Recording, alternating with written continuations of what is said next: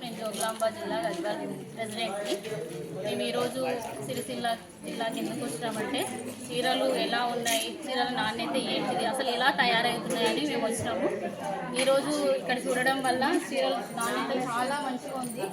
ఎందుకంటే ఇంతకుముందు 10 సంవత్సరాల నుంచి ఇలాంటి క్వాలిటీ మేము ఎప్పుడు చూడలేదు.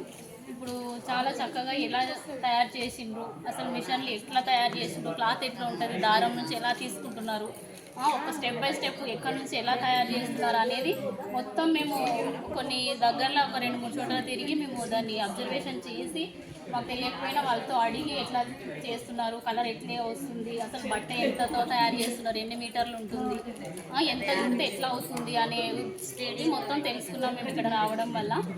ఈ ప్రభుత్వం వచ్చినాక చాలా మంచి క్వాలిటీ ఇచ్చిందని మేము లైవ్లో చూసి చెప్తున్నాం. కాబట్టి